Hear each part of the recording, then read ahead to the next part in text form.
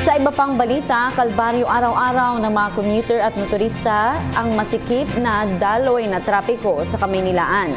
At isa sa nakikitang resolusyon dito, ang pamahalaan ay ang paggawad ng emergency powers kay Pangulong Rodrigo Duterte.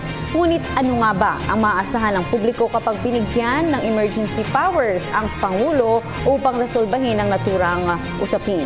Ang update alamin natin mula sa aming kasamang si Dayan Kirer. Kwento ng isang empleyado na si Marian Palma, kailangan niyang maglaan ng karagdagang oras sa pagbiyahe dahil sa matinding trapiko sa kalsada.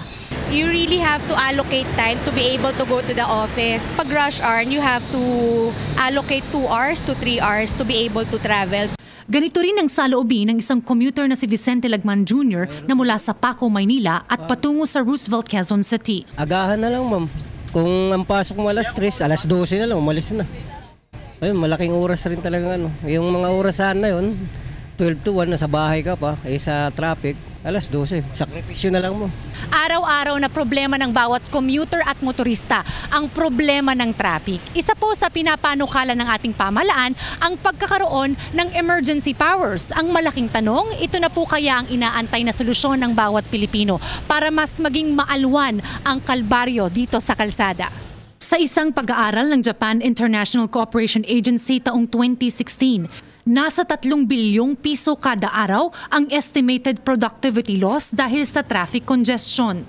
Ipinaliwanag ng isang legal expert na si Attorney Mariz Manalo ang basihan ng pagkakaroon ng emergency powers ng Pangulo. Giit ni Attorney Manalo na sa economic crisis pumapasok ang problema sa trapiko. Ang national emergency ay nahahati sa 3 klasifikasyon: economic, natural disaster, at national security. Itong traffic na sinasabing traffic congestion na basihan para bigyan siya ng emergency power ay pumapasok doon sa economic. Ibinahagi rin ni Attorney Manalo ang ilang mga sitwasyong posibleng mangyari oras na maibigay ang emergency powers sa Pangulo. Yung tinatawag na procurement laws, yung mga bidding, na talaga namang it really slows yung proseso ng pag-award ng ating mga ng mga kontrata, pwedeng i-sidestep yon ng gobyerno. Samantala, sinimula na sa Senado ang pagdinig sa panukalang bigyan ng emergency powers si Pangulong Duterte. Para sa PTV News, Dayan Kirer. Ako po si Cathy San Gabriel. Subscribe na sa PTV YouTube channel. I-click lang po ang subscribe button.